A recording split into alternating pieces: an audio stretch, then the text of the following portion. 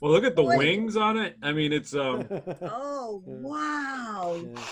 that's That amazing. is fascinating. In this week's Torah study, we find out the biblical background to this medical symbol. Geez, Edith, the guy's naked there, Edith. Baruch atah Adonai Eloheinu melech haolam asher kiddushanu b'mitzvotav v'tzivanu לעשות כדברי תורה. Baruch atah Adonai Eloheinu melech haolam asher kiddushanu b'mitzvotav v'tzivanu לעשות כדברי תורה. לעשות כדברי תורה. לעשות כדברי תורה. תורה. לעשות כדברי תורה. וציוונו לעשות כדברי תורה. לעשות כדברי תורה. כדברי תורה.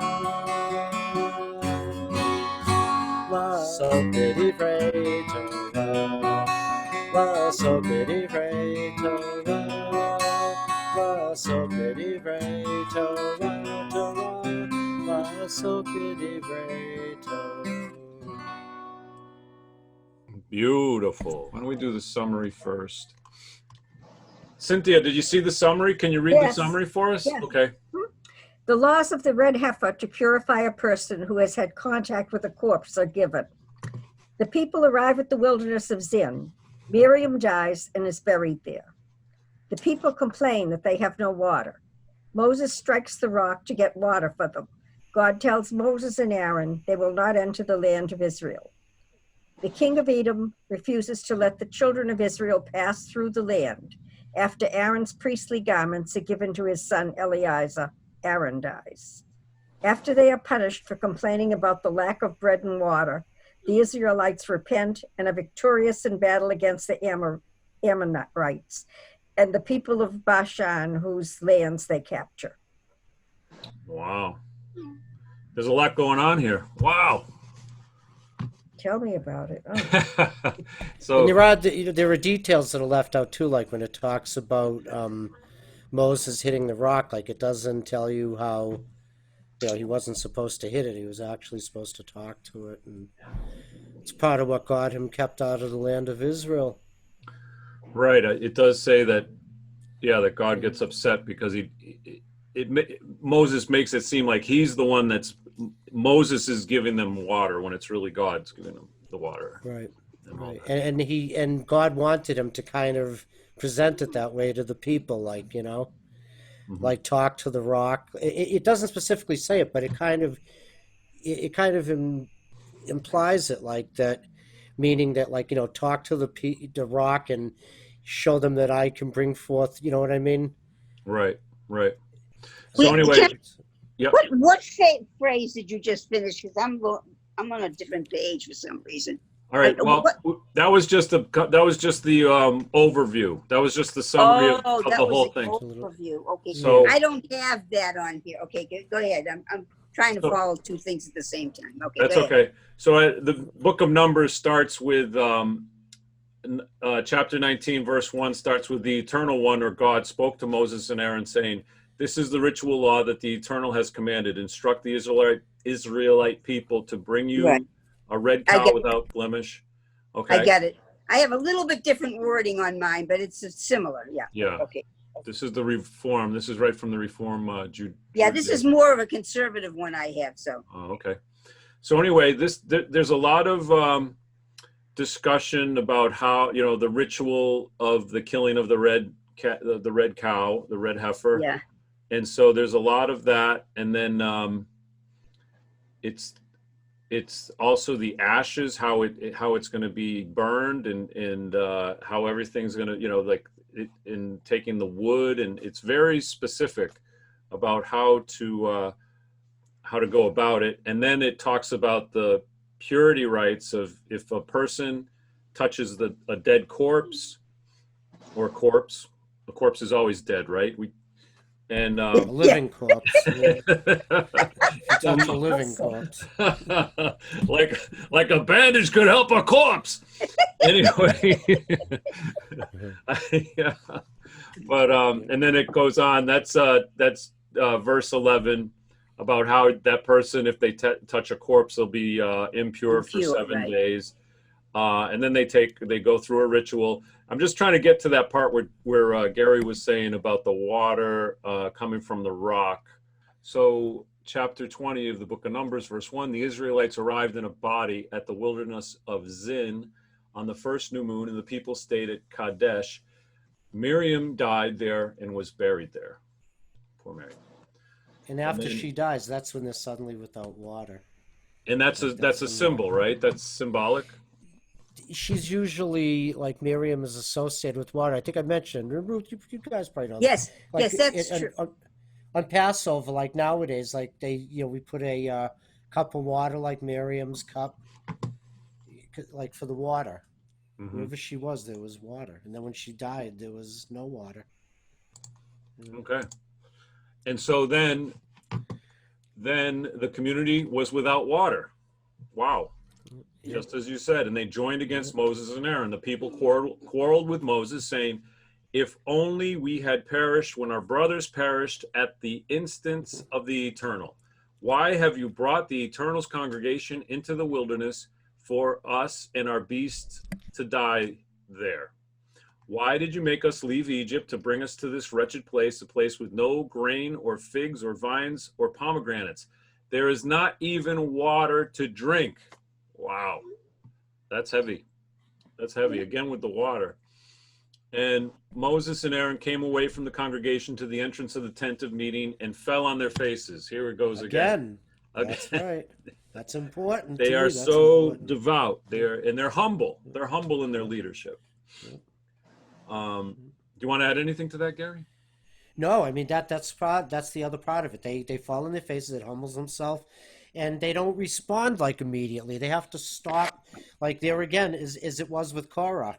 It doesn't tell you that Moses and Aaron got down and fell on their faces for like a minute or two, or maybe 15 or 20 minutes.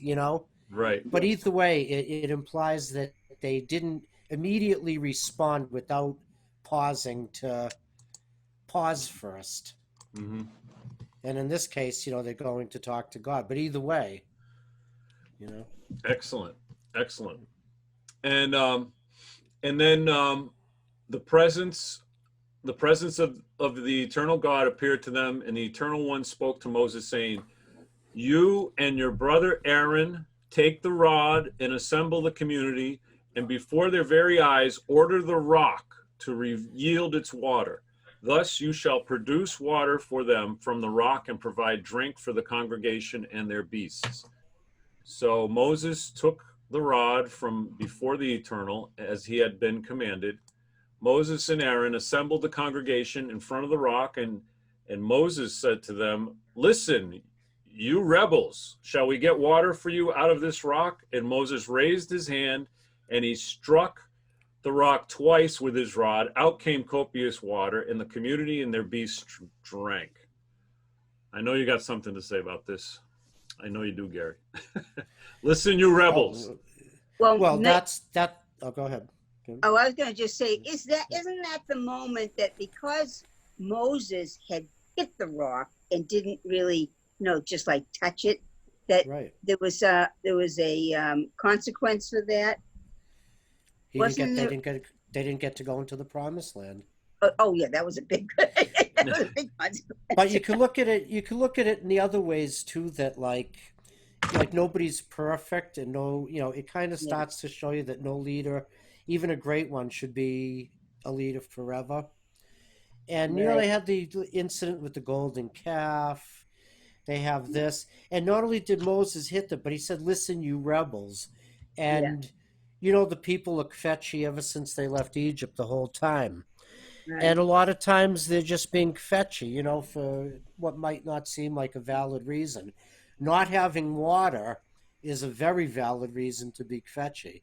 Right. And Especially in yet the he's desert. right, and he's kind of like losing his cool and you rebels, shall we? And then he implies that he's like him and Aaron are bringing the water forth Yeah, right. from the rock.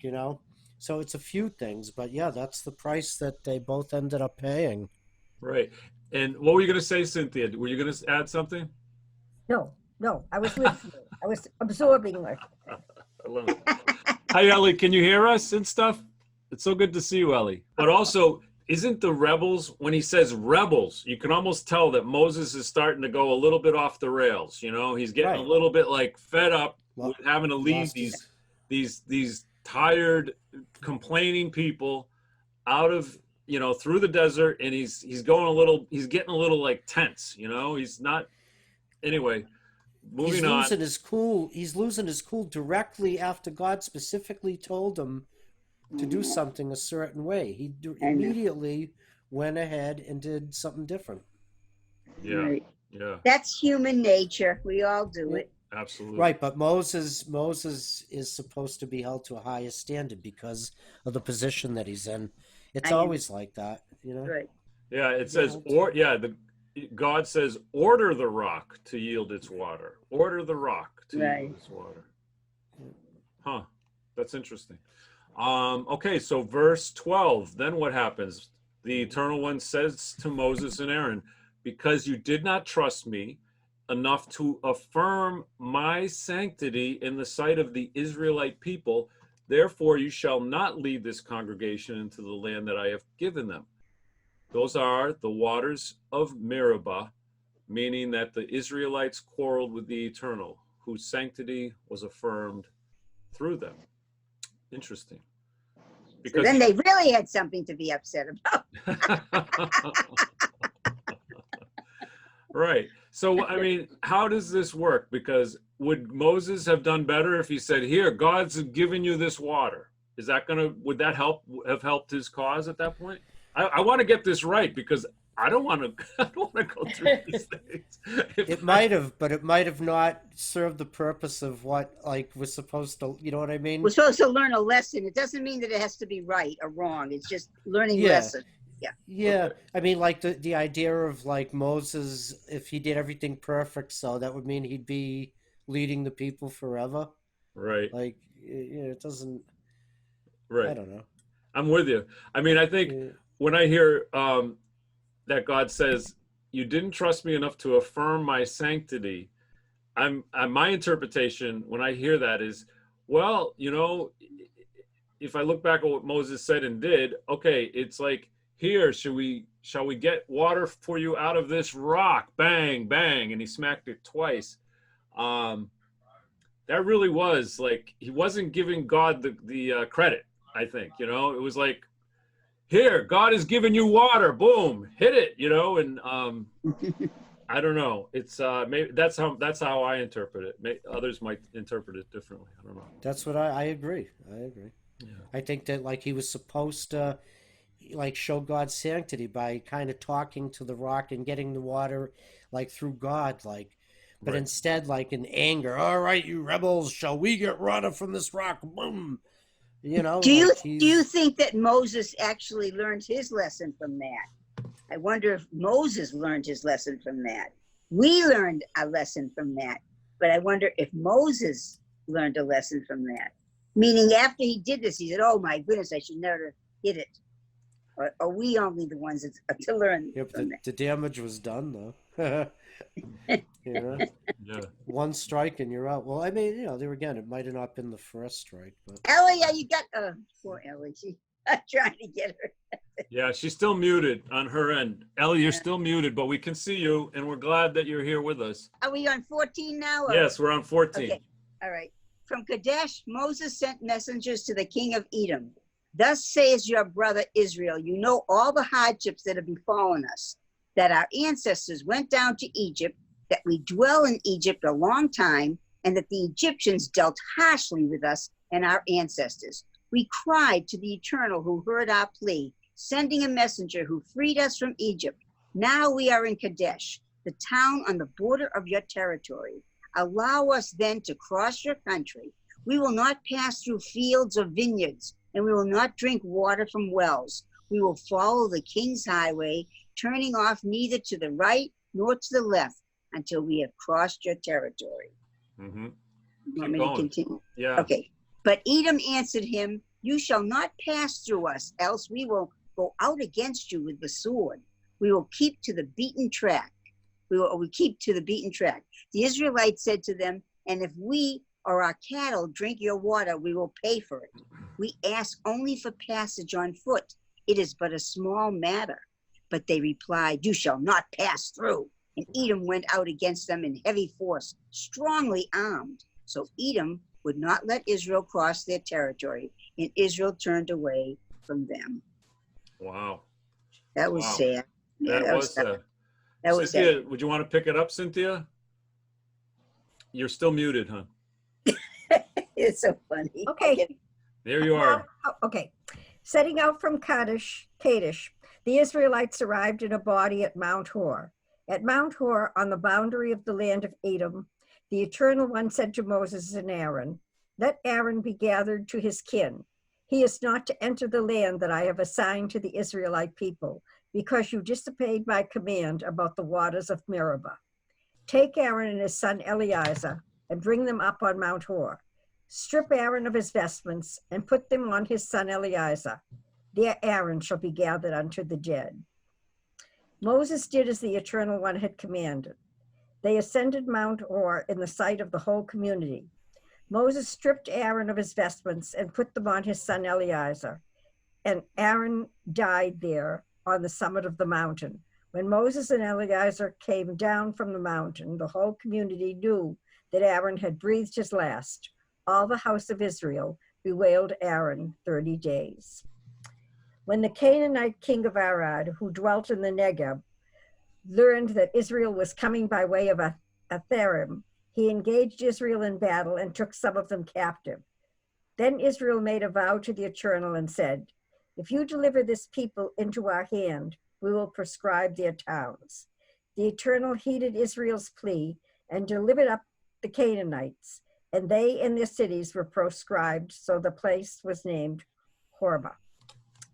They set out from Mount Hor by the way of the Sea of Reeds to skirt the land of Edom. But the people grew restive on the journey, and the people spoke against God and against Moses.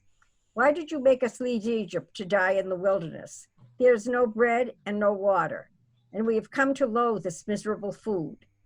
The Eternal sent seraph serpents against the people. They bit the people, and many of the Israelites died.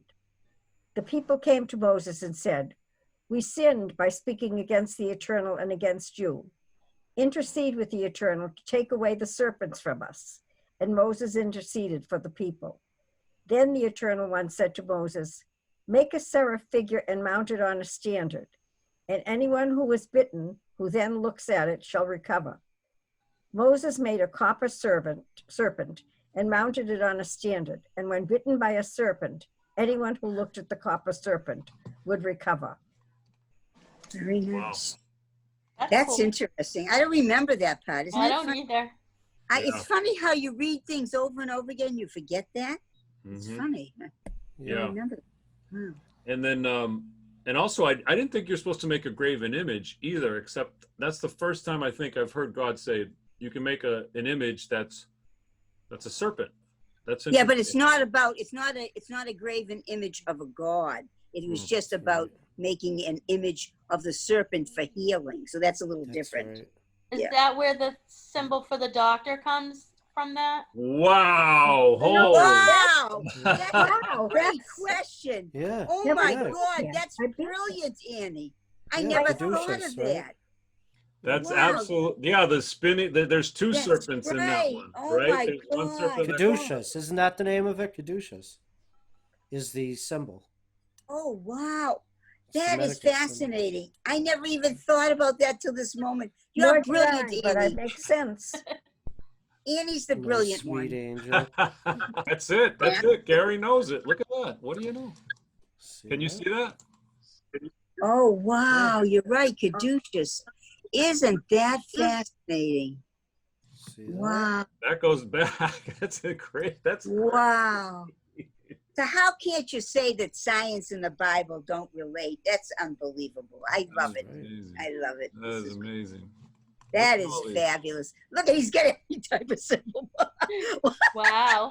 Well, look at the Boy. wings on it. I mean, it's Oh wow. Yeah. that's That amazing. is fascinating. So it's definitely the symbol of healing. Isn't that something? Oh, do you see this one? Do you see this guy right here? I don't know if you can see that. Oh yeah, I see. I see. Wow. It's like, look at Jeez, Edith, the guy's naked there, Edith. that. And there's Yeah. a skeleton that the Grim Reaper is pushing back the Grim Reaper on it.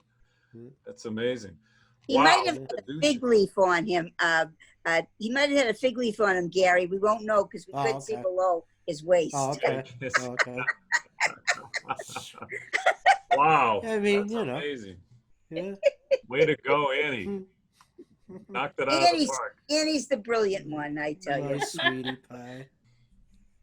All right, so then from there, they marched on and camped at Obeth. Does anything happen here? I want to just move forward a little bit because we got a lot of Torah to get through. And then from there, they had to Be'er, which is the well where the Eternal One said to Moses, assemble the people that I may give them water. Then Israel sang this song, spring up, O well, sing to it. The well which the chieftains dug, which the nobles of the people started with maces and with their own staffs. So that now they're happier. I think the Israelites are a little more happy as we come through this. And then they encounter the Amorites, and they do the same thing. Let me pass through your country. We will not turn off into the fields or vineyards. We will just go right on the steady path, the King's Highway.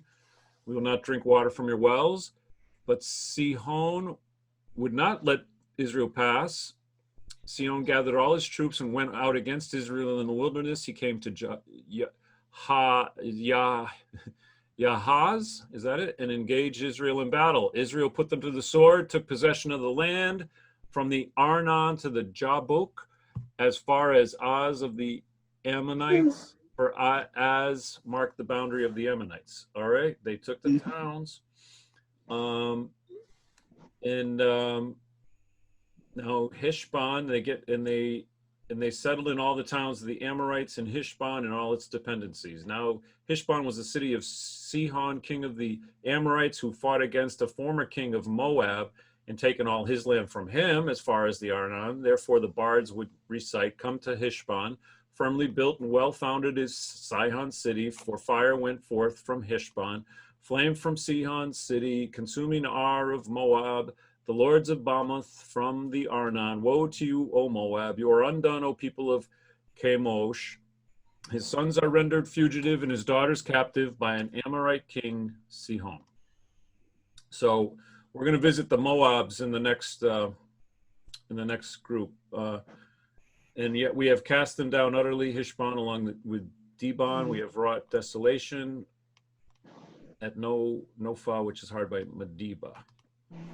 All right, now how does this end? So they occupied the land of the Amorites, and the Eternal One, and then Moses sent to spy out Jazer, and they captured its dependencies and dispossessed the Amorites who were there. They marched on and went up the road to Bashan. The king of Og of Bashan with his troops came out to Edrei to engage them in battle. But the Eternal One said to Moses, do not fear him, for I give him and all his troops and his land into your hand. You shall do to him as you did to Sihon, king of the Amorites, who dwelt in Heshbon. They defeated him and his sons and all his troops until no remnant was left, and they took possession of his country. The Israelites then marched on and encamped in the steppes of Moab across the Jordan from Jericho. Wow, so they're really close to the promised land at this point. All right, so this is part 2. Does anyone want to read the summary of Balak? I'll read the summary. All right. Balak, the king of Moab, persuades the prophet Balaam to curse the Israelites so that he can defeat them and drive them out of the region. However, Balaam blesses the children of Israel instead and prophesies that Israel's enemies will be defeated. God punishes the Israelites with a plague for consorting with the Moabite women and their god. The plague is stayed after Pinchas kills an Israelite man and his Midianite woman. Wow. Wow, another plague. Yeah, that's really interesting. I don't remember. See, so many things I don't remember. Balaam blesses the children of Israel instead of prophecy. Why would Balaam do that? Well, Balaam. Because he, oh, Yeah, go ahead. well, I was gonna say because originally when Balak was getting scared because the Israelites were every land that they were coming through, they were, successful in fighting off whoever was there. Oh, I see. But when Balak originally sent messages to Balaam to request that he curse the Israelites, he tells them that, I can go with you to talk to him, but I can only say like whatever words God, puts in my mouth, basically. Right. I see. Mhm. And they kept trying to get him to. Balak kept trying to get Balaam to. But then we get the story with the listening to your talking ass. If anybody Oh, wants yeah, the talking donkey's my favorite part. I Yeah. love it. Should we do a little music here before we get into the second part, Gary? Do you have It's something? up to you. Yeah, It's I up love to it. you. I love it. What should we? I'll just grab. I'll be right back. Let me grab this. Should we sing Micha Mocha because we're talking about Moses and Egypt and Sure. stuff? Why not? Yeah. And I we'll love it. sing. We'll do Debbie Friedman's. Right? Okay, whatever you say. Okay. If everybody muted. Everyone mute, There we go. please. Oh, forgot. I gotta move. There I am. Okay.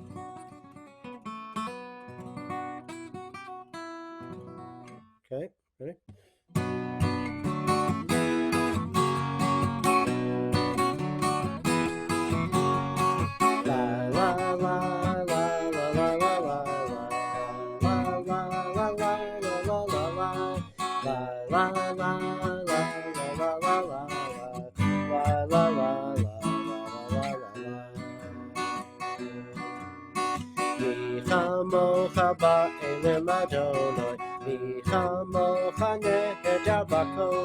Nora tehilo do sefer, Nora tehilo do sefer. Malachu defara uvanecha, boker yom lifnei Moshe u'Miriam. Seili anu v'yamu, seili anu v'yamu. Adonai yemo le'olam va'ed. Adonai yemo le'olam va'ed. Michamocha ba'elem Adonai, Michamocha nehedar b'kodesh, Nora tehilo do sefer, Nora tehilo do sefer. La la la la la la la la la la la la la la la la la. La la la la la la la la la la la la. Yeah, Gary. Nice. Okay, so here we are. Back Balak. to the donkey. Yeah, here's the donkey. It's good. This is a long Talking one. ass. We're gonna have to skip around a little bit because it's so long, and I do recommend everyone go back to this because it's told in one of these. It's really like a folk tale because there's a lot of repetition. It's a real like classic folk tale. And where we get Matovu. Matovu, right? And it's Torah, so it's true. It's not a tale; it's the truth. So, so Moab was alarmed that the Israelites were so numerous, and he was scared, and so he went to the elders of Midian, and he says that these people are going to lick us clean like the ox licks up the grass of the field. And so there was a lot of discussion, and there's a talk of there's a people that came out of Egypt. It hides the earth from view, so they're so numerous they hide, you can't see the earth. You can see them coming like there's dust and everything. They settled next to me. So this king sends messengers to Balaam, who is the prophet who believes in God, the God of the Israelites. And but anyway, he asks the messengers to bring Balaam to him so that he can curse these people, because if Balaam curses them, they will be cursed indeed, and they will not give them any trouble. So they went, the elders of Moab went to Balaam, and Balaam said to them, "Spend the night here, and I shall reply to you as the Eternal may instruct me." So the Moabite dignitaries stayed with Balaam. So if we could pick it up at verse 9. Does anyone want to start? Cynthia? Okay, here we go. God came to Balaam and said, "What do these envoys want of you?" Balaam said to God, "Balak, son of Zippor, king of Moab, sent me this message. Here is a people that came out from Egypt and hides the earth from view. Come now and curse them for me. Perhaps I can engage them in battle and drive them off." But God said to Balaam, "Do not go with them. You must not curse that people, for they are blessed." Balaam rose in the morning and said to Balak's dignitaries, "Go back to your own country, for the Eternal will not let me go with you." The Moabite dignitaries left, and they came to Balak and said, "Balaam refuses to come with us." Then Balak sent out other dignitaries, more numerous and distinguished than the first. They came to Balaam and said to him, "Thus says Balak, son of Zippor, please do not refuse to come with me. I will reward you richly, and I will do anything you ask of me. Only come and damn this people for me." Balaam replied to Balak's officials, "Though Balak were to give me his house full of silver and gold, I could not do anything, big or little, contrary to the command of the Eternal my God. So you too stay here overnight, and let me find out what else the Eternal may say to me." That night, God came to Balaam and said to him, "If these envoys have come to invite you, you may go with them. But whatever I command you, that you shall do." When he arose in the morning, Balaam saddled his ass and departed with the Moabite dignitaries. But God was incensed at his going. So an angel of the Eternal took a position in his way as an adversary. He was riding on his she-ass and his 2 servants alongside. When the ass caught sight of the angel of the Eternal standing in the way with his drawn sword in his hand, the ass swerved from the road and went into the fields, and Balaam beat the ass to turn her back onto the road. The angel of the Eternal then stationed himself in a lane between the vineyards with a fence on either side. The ass, seeing the angel of the Eternal, pressed herself against the wall and squeezed Balaam's foot against the wall, so he beat her again. Once more the angel of the Eternal moved forward and stationed himself on a spot so narrow that there was no room to swerve right or left. When the ass now saw the angel of the Eternal, she lay down unto Balaam, and Balaam was furious and beat the ass with his stick. Then the Eternal opened the ass's mouth and she said to Balaam, "What have I done to you that you have beaten me these 3 times?" Balaam said to the ass, "You have made a mockery of me. If I had a sword with me, I'd kill you." The ass said to Balaam, "Look, I am the ass that you have been riding all along until this day. Have I been in the habit of doing thus to you?" And he answered, "No." Then the Eternal uncovered Balaam's eyes, and he saw the angel of the Eternal standing in the way, his sword drawn in his hand. Thereupon he bowed right down to the ground. The angel of the Eternal said to him, "Why have you beaten your ass 3 times? It is I who came out as an adversary, for the errand is obnoxious to me. And when the ass saw me, she shied away because of me those 3 times. If she had not shied away from me, you are the one I should have killed, while sparing her." Balaam said to the angel of the Eternal, "I erred because I did not know that you were standing in my way. If you still disapprove, I will turn back." But the angel of the Eternal said to Balaam, "Go with those envoys, but you must say nothing except what I tell you." So Balaam went on with Balak's dignitaries. Oh, we got to talk about this. This is Wow. wild. I really like the ass a lot. I do too. I feel bad for him. Her. I know. Why Yeah, was he it's beaten out of nowhere? I You know. gotta listen to your ass, not beat it. Yeah. When your ass talks to you, you gotta listen to it. You don't beat your ass. But doesn't this make it so funny? Because we were reading this, we were kind of going through this last night, but it does make sense in a lot of ways that perhaps an angel you know, maybe as my camera goes off, perhaps there might be something about animals might see an angel before we might recognize them, right? And so it's interesting if we have problems with an animal, maybe they're seeing something that we don't see. I don't Well, know. they do say that animals do see spirits that we don't see. They actually say it, especially cats. Cats see spirits. But the idea here, though, is that Balaam is supposed to kind of be like a type of prophet, like. Yeah. So it's kind of like he should have known. Known better, yeah. And that's why he even apologizes. Like, I erred because I didn't. In other words, that was my mistake. I should have seen you there. Yeah. But didn't, you know. And the other thing too is so it says the Eternal opened the donkey's mouth. And I mean, I've never heard of an animal speak to me, but I've looked at my dog and I can kind of imagine what might be coming out of my dog's thoughts. But it doesn't seem that far-fetched, does it? I don't know. Did you ever watch Mr. No. Red? Yeah, Mr. Ed. Mr. Ed. Mr. Wilbur. Wilbur. Yeah. I mean, he was a horse, but not a horse's ass. A horse but, of a horse's. No, but- Horse of a horse.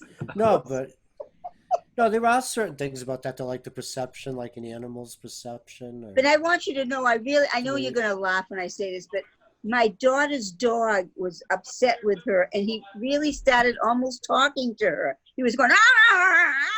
He was very upset about something. But Really? I really felt like he was trying to talk. I really did. Really? Yeah, my daughter's dog really is very expressionist, very expressive. That's great. what about Cole? What about Cole, honey? So, Definitely. What's up with Cole? is that your dog? It's a cat. A cat. Your cats talk a lot too. Yeah. He's very talkative. Yeah. I believe a lot of animals are talking to us. We just don't know what they're saying. But I believe animals do talk to you. Cole's just like, he talks to Gary when he comes over. He always like goes up and he Climbs goes up. over to him and he's like, "Meow," like he is like, pick me up, come on. He just talks to Gary over and over and over again. He He sticks always his talks to tail in my Gary. face. And then Like, he pushes the other cat that always comes in to say goodnight to Gary. Like, her name is Simona, and he His always mother. comes into my room when we talk to Gary on the phone. Like, she hears his voice and she pushes open my door and come in. Wow. And then he comes in. Cole is her son, and he's bigger. And he comes in, and he like nudges her out of the way. It's like, no, my time with Gary, me, you know. And she always lets him like have the first say. So he's kind of like a bully, I think. But sweetie pie. Oh, he just is very possessive of Gary. That's all. yeah, he is. They all are. They like him. They love him. I love you. Leo's baby. Leo's always skittish, but the other two are just like him. Cynthia, do you have any animal stories? I have always had animals all my life. And I just lost my last dog in Oh, I'm sorry. March. Right? Sorry. Yeah. March was a tough time for me. He was 16. Oh, And I know I can't have any more because I can't care for them. I can't walk him. He was 16. We both got old together. So that was all right, my little teddy bear. But I love animals. I love them. That's why I get even upset when I hear about read the Bible, the beating an animal or breaking a red calf and killing it. And it makes me mad. Oh. Yeah. I can't deal with that stuff. Unfortunately, I learned to like meat before I knew what I was eating. Nice. Now I'm in a bad habit. I know. It tastes so good sometimes. Oh my goodness. I wish Ellie could talk. I know. Ellie, can you hear us? Ellie. Want me to read on? Okay. When Balak heard that Balaam was coming, he went out to meet him at Moab, which is on the Ammon border at its furthest point. Balak said to Balaam, "When I first sent to invite you, why didn't you come to me? Am I really unable to reward you?" But Balaam said to Balak, "And now that I have come to you, Have I the power to speak freely? I can utter only the word that God puts into my mouth. Balaam went with Balak, and they came to Kiryat Huzot. Balak sacrificed oxen and sheep and had them served to Balaam and the dignitaries with him.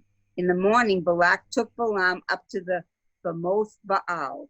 From there, he could see the portion of the people. Balaam said, I'm going to cut you off a little bit because this starts it's like 3 different times that Balak asked Balaam to curse the people, and Balaam always sets it up the same way. Balaam says, "Build me 7 altars here and have 7 bulls and 7 rams ready here for me." Balak did as Balaam directed, and Balak and Balaam offered up a bull and a ram on each altar. Then, and Balaam said, "Stay here beside your offerings while I'm gone. Perhaps the Eternal will grant me a manifestation, and whatever is revealed to me, I will tell you." And he went off alone. So Balaam always tells Balak, "I'm only going to do what God tells me to do." God became manifest to Balaam, who stated, "I have set up the 7 altars and offered up a bull and a ram on each altar." And the Eternal put a word in Balaam's mouth and said, "Return to Balak and speak thus." So Balaam returns to him and found him standing beside his offerings, and all the Moabite dignitaries are with him. He took up his theme and said, "From Aram has Balak brought me, Moab's king from the hills of the east. Come curse me, Jacob. Come tell Israel's doom. How can I damn God? How can I damn whom God has not damned? How doom when the Eternal has not doomed? As I see them from the mountaintops, gaze on them from the heights. There is a people that dwells apart, not reckoned among the nations. Who can count the dust of Jacob, number the dust cloud of Israel? May I die the death of the upright. May my fate be like theirs."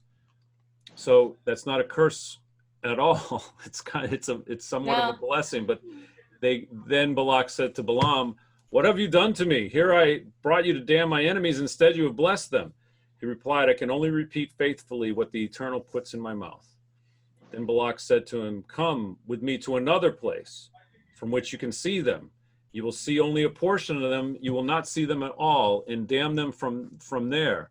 So he took him to another place, and it was they repeated this ritual, and then Balaam speaks of what God tells him to speak, and he says, "Up, Balak, attend, give ear unto me, son of Zippor. God is not human to be capricious, or mortal to have a change of heart. Would God speak and not act, promise and not fulfill? My message was to bless. When God blesses, I cannot reverse it. No harm is in sight for Jacob, no woe in view for Israel. The Eternal, their God, is with them, and their kings acclaim in their midst. God, who freed them from Egypt, is for them like the horns of the wild ox. Lo, there is no augury in Jacob, no divining in Israel. Jacob is told at once, yea, Israel, what God has planned. Lo, a people that rises like a lioness, leaps up like a lion, rests not till it has feasted on prey and drunk the blood of the slain." Ooh. Wait, just before you go on, I just want to mention that the whole time that Balaam is saying all these things, you were saying, well, he's just saying what God wants him to say. I got the impression of this whole thing that God was putting these words in his mouth, not that he was doing it by his own will. That's what I got out of it. So I was wondering if somebody else had that type of view. That's basically, I think, what Balaam is telling him right up front is like, I can only, like, whatever I say will just be whatever words God puts in my mouth. Yeah, that's right. It wasn't that he, kinda... he might have wanted to say something different, but he couldn't because God was putting the words in his mouth. That's it. Right. Yeah. That's almost like he himself has no control over it. He's just... right. That's what I was thinking. Yeah. Right. Okay. But also it speaks of Balaam's faith, right? Because he always is faithful to God no matter what, even though he's not an Israelite, which I find very interesting, right? It's like, I wasn't sure about that. I was and he wondering... does end up getting killed later too. Yeah, but see, that's the thing. I didn't get that he was that religious to God. I think that God was putting those words in his mouth to teach a lesson for Balak. But I don't think it was that Balaam was so devout to God. That was what I got out of it. So, Okay. Yeah. That's good. Does anyone want to read? Because now we're getting up to the really good one. The third one is the best one. Does anyone want to read from here on? And it's funny in a lot of ways. But go ahead. If anyone could start the 25th on number 25, up on the top corner. Okay. Thereupon Balak said to Balaam, "Don't curse them and don't bless them." In reply, Balaam said to Balak, "But I told you, whatever the Eternal says, that I must do." Then Balak said to Balaam, "Come now, I will take you to another place. Perhaps God will deem it right that you damn them for me there." Balak took Balaam to the peak of Peor, which overlooks the wasteland. Balaam said to Balak, "Build me here 7 altars and have 7 bulls and 7 rams ready for me here." Balak did as Balaam said. He offered up a bull and a ram on each altar. Now Balaam, seeing that it pleased the Eternal to bless Israel, did not, as on previous occasions, go in a search of omens, but turned his face toward the wilderness. As Balaam looked up and saw Israel encamped tribe by tribe, the Spirit of God came upon him. Taking up his theme, he said, "Word of Balaam, son of Beor, word of the man whose eye is true, word of one who hears God's speech, who beholds visions from the Almighty, prostrate, but with eyes." Don't keep on moving. Every time you move it, I prostrate, but with eyes unveiled.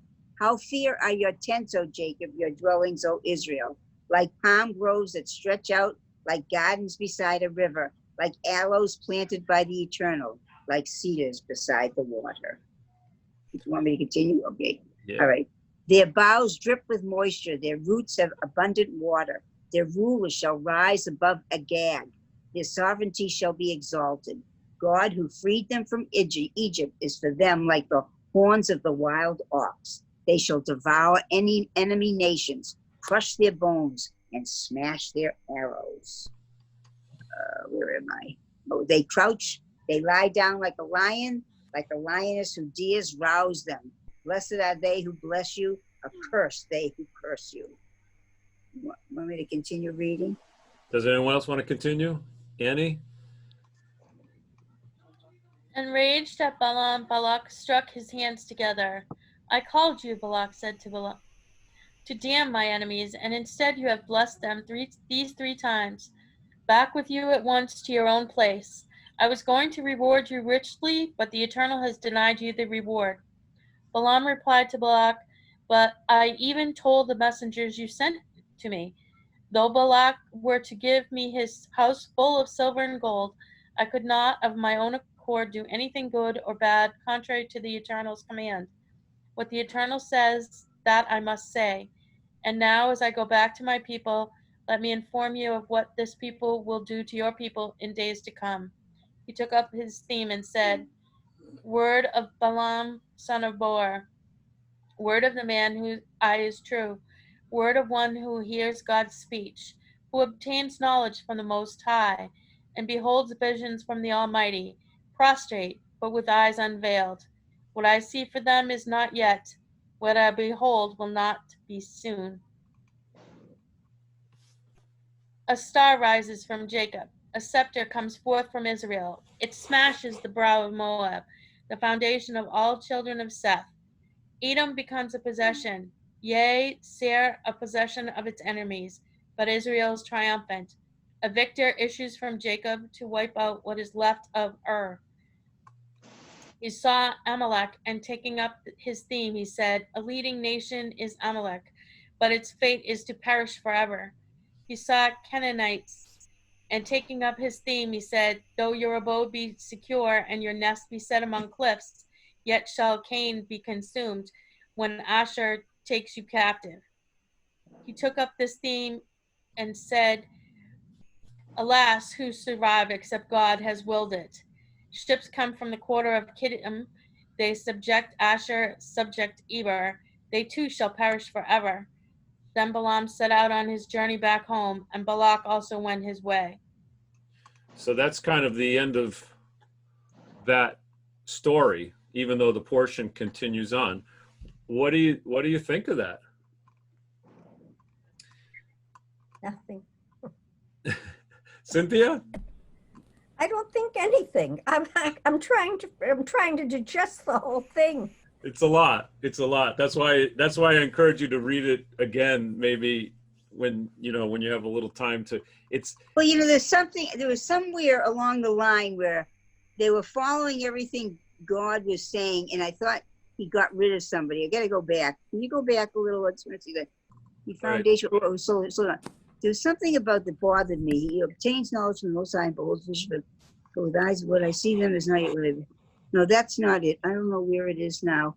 Go ahead. There was something that happened where no matter what he did, there was somebody else that was being punished. And I for the first time, I used to hear about that the Jewish God was an angry God, and I got that feeling in reading this. And I know that sounds, but it was like no matter what you did, God was going to punish you. That was the feeling I got when I was reading this. I don't know why. I'm just saying, I'm not saying it's true or anything. I'm just telling you what my feeling was at the moment. Mm-hmm. And I don't know where I saw it. Somebody was being cursed even though they were doing what was right. Oh, wow. He isn't a God of love. This is what bothers me throughout this. This isn't a God of love. He's Yeah, well, that's what I feel. God. Yeah, that I've heard this from Christians saying to Jews all the time that the Jewish God is an angry God, and I see this, and sometimes in the Pasha, and it bothers me. Yeah. So, what do you have to say about that, Gary? I think it's just cause and effect. Okay. I mean, I think the God's laws are based on, I don't know, just certain natural things. And there's no way, those laws are absolute. So it's like if you stray from them even slightly, the consequence can seem severe and harsh, and you could say God seems. But I always use the example at Shalom, like when he talks about the law of gravity. That's like saying the law of gravity is harsh. If a little baby jumps off the edge of a building, they crash. Right. But it seems harsh, but it's cause and effect.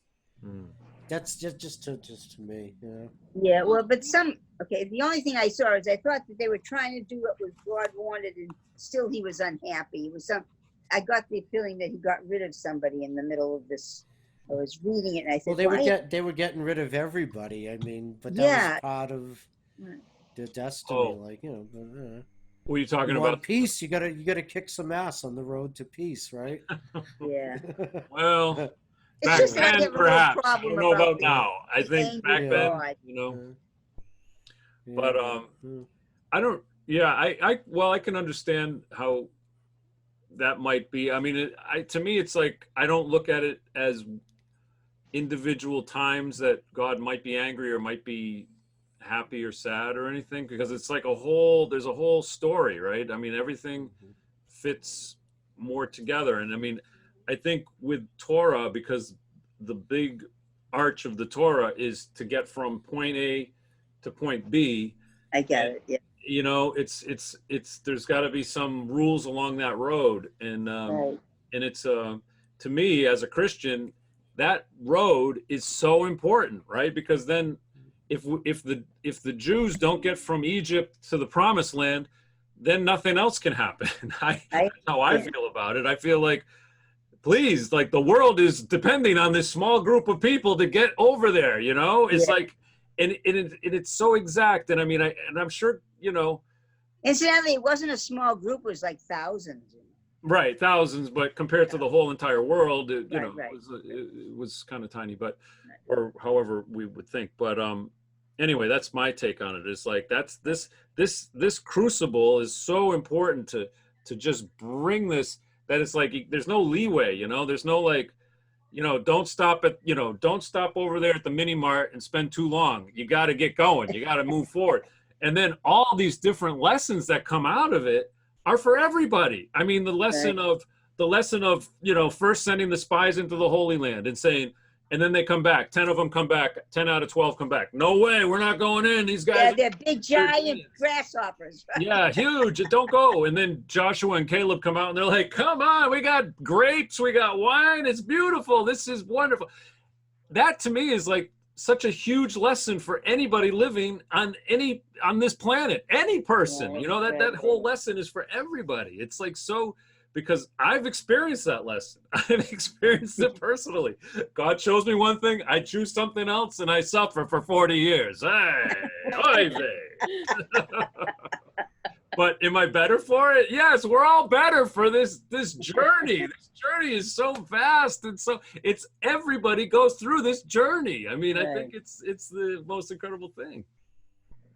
It's true. But Cynthia, what did you think?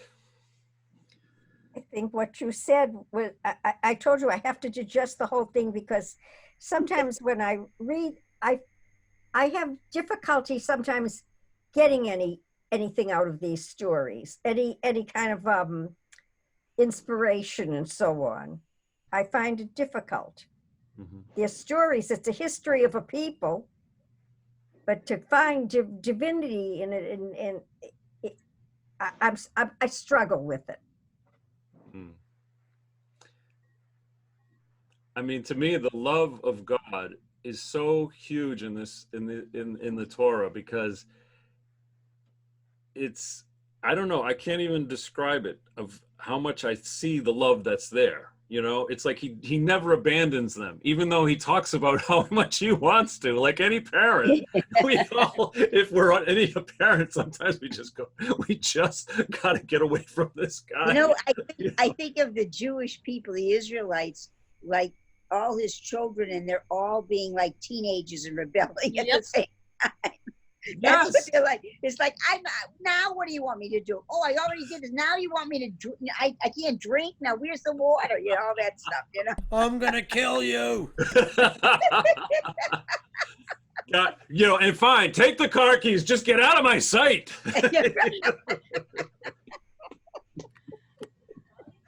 Oh man. Okay, so let's wrap this up, because we got one more chapter, and guess what? We're going to be ending with a plague.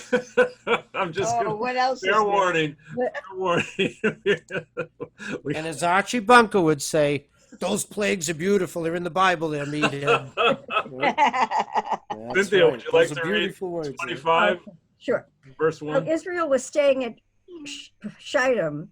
The menfolk profaned themselves by whoring with the Moabite women, who invited the menfolk to the sacrifices for their God. The menfolk partook of them and worshipped that God.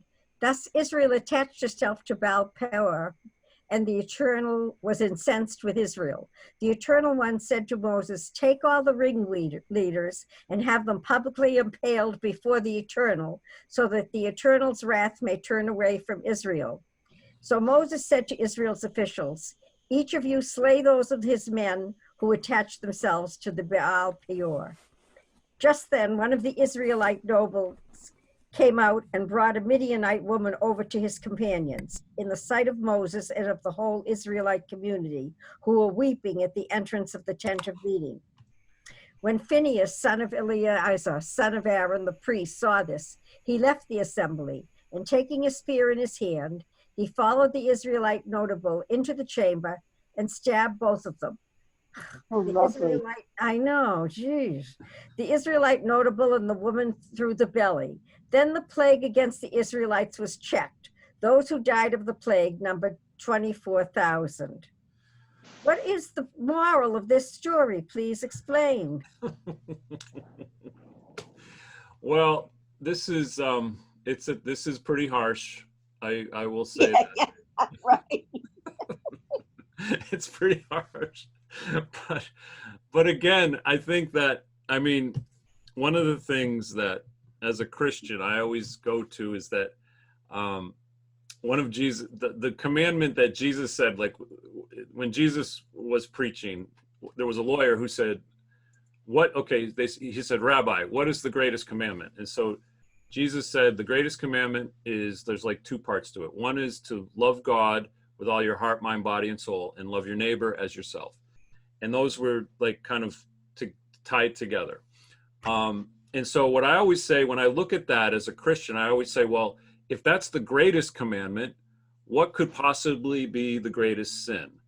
And I'm going to say, from my own personal experience, the greatest sin could be if we don't love God, or if we ignore God, or if we go to worship other gods.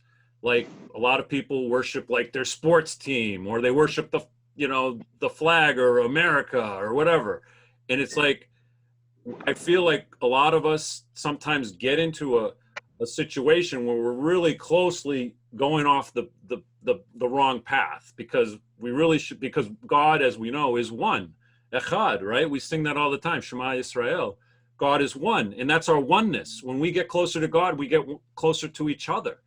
And so this is very harsh, but it's because God is with them. He's taking them through. And then all of a sudden, these people, these guys, they're the men, all right? These are men, they go have relations with the women, and then they worship the false gods of the women that they start to have relations with. So it's pretty harsh. There's no question. You know what I don't understand? What was the plague, though? I'm still understand. I don't understand. I'm trying to read. Where is the plague? What is the plague? Yeah, it comes up out of nowhere, right? It's called COVID-1 back then. What is it? This is where I get confused, because it just comes up out of nowhere. I can understand Cynthia getting confused, because I'm trying to figure out what was the plague. Okay. Right, and I don't even see that it even started. They just talk about it leaving, right? I mean, they just talk about the plague. Yeah, then the plague against Israel was checked. Those who died of the plague, number 24,000. That's another thing that interested me. 24,000 is a lot of people. How many people started from Egypt? I want to know. We had a lot of people dying through this time. Yeah. And we must have had hundreds of thousands starting out. Because there would have been of all the people that they say left Egypt, they would have been back, and for so many people would have been awful crowded in the desert. I don't think it was that big of a crowd. It was no. It said it was hundreds of thousands. Yeah. Yeah, I believe it was like 600,000. Is that 600,000? Yeah, it was something like that. But I just this one plague, 24,000 died. That's a lot of people. And and last week, people that got got swallowed up when the earth opened up, all what's his face's people, Korak's people. There's a lot of people. 14,700. I'll tell you, 14,000. there's a lot of killing in the tens of thousands. It's just amazing to me. We don't have that many wars that have so many people dying. So. Yeah. But we're also in a plague too, right? I mean, it's like there's thousands of people. Yeah, well, that's that's true. This is a nightmare. I know. But the truth of the matter is, even how bad it is, the numbers are still so small. Remember, we have 300 million people in the United States. 300 or 400, I can't remember. But anyways, and it's only been like 2 million people that have died or something. And so that's very small when you think about it. Mm-hmm. I mean, I know that that's terrible, but I'm saying it's still a very small percentage of our population compared to the Spanish flu. Well, I think what's happening is the frustration in the world, not only about Black Lives Matter and everything, but just the frustration of being cooped up for so long. And that the fact that even if you can go outside, like I can go outside now, even if you can go outside, there's not much to do. And so, people are used to doing sports or going to art or cultured things. And I miss all that. Listen to this. I got my membership at the Museum of Fine Arts for the first time this year in February, and then in March, everything closed down. So I haven't had a chance to go to the Museum of Fine Arts, and I was so excited about getting my membership. So the whole thing is ridiculous, It's anyway. But the interesting thing though, and I was just thinking about this before we came on. I was like,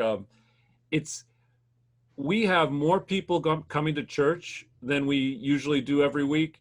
And the other thing too is I was looking at the rain tonight, and I was thinking, we don't have to cancel any of our worship services now if we have a snowstorm. You know, we can just do it all on Zoom. No.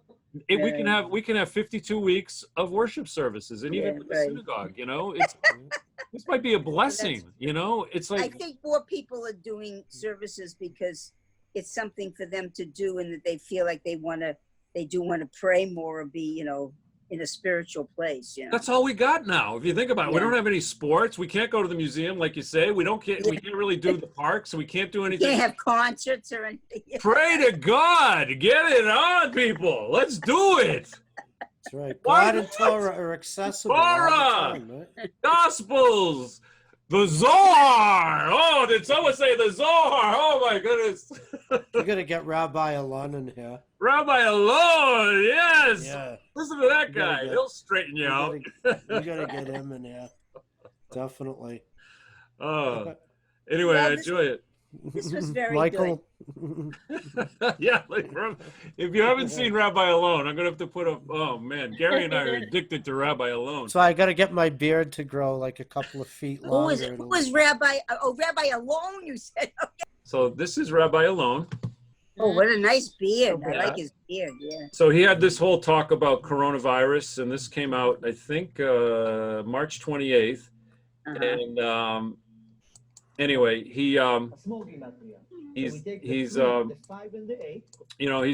Hasidic, so he's kosher. He does all, he's got a big. Oh, well, Hasidic is more than just kosher. Okay, yeah, he's okay, right. He's full on. So Yeah. Well, what about his past too? He used to. oh yeah. So here's the story. The story, and it's worth listening to when he talks about his near-death experience. So he had a near-death experience around the year 2000. Uh-huh. He was a DJ, I think, or something in New York, and he was Yeah. taking a lot of drugs, and he was in a cab, and he died. And so he had Wow. this big experience in the cab, and he was being driven around. But one of the biggest things that he said was, when he was dead in his spirit, he could look at somebody's in their body, like us, the living, and he could see everything about them. Like it was almost like he could read everything that they had for breakfast, what their problems were. Wow. And anytime he looked through the window of a building, and he saw somebody in the building. He saw everything about them. And when he told this to his girlfriend that became his wife originally, she's like, "Wait a minute, you saw everything? You saw everything that everyone did?" And he's like, "Yeah, I saw you." It's just like, and then she immediately changed her dress. She just wore like the regular Hasidic dress, like Right. no more tight jeans, nothing like that. Right. So, I mean, but there's a lot more to it than that. But he talks That's about right. the Messiah coming. He's had these. He's somebody we're going to probably be all listening to in the future. That's interesting. He's well. How would you describe him, Gary? I love the guy. He's incredible. I like him a lot. He talks a lot. Oh Like yeah. he'll do a video that's like 2 hours long, and his introduction alone is about 45 minutes. And he keeps talking about how he doesn't want to take too long. Oh, I may have to do another video. But you look at his eyes, right? He can get kind of antsy and kind of aggressive, but he's always got the very, very peaceful eyes. Like Uh-huh. and one of the things that he always talks about is he's very specific. He's saying Mashiach, Messiah, is coming, and he's coming. And the thing is either we're going to be ready for it, or if we're not, it's going to be fine. Everything's going to be like just a nice transition, smooth transition, like going into a water. But if we're not ready for it, look out. Like he's saying, it's going to be things you're not even going to conceive of. Right. So, and I mean, he's got so many videos out now. So, all right, so you can see. Doing fine. Awesome. All right, Shema Yisrael. wait a minute. Adonai Eloheinu. All right. Shema Yisrael, Adonai Eloheinu, Adonai Echad. Shema Yisrael, Adonai Eloheinu, Adonai Echad. Shema Yisrael, Adonai Eloheinu, Adonai Echad. Shema Yisrael Adonai Eloheinu Adonai Echad. Baruch Shem Kivod Malchuto Le'olam Va'ed. Baruch Shem Kivod Malchuto Le'olam Va'ed. Shema Yisrael Adonai Eloheinu Adonai Echad. Shema Yisrael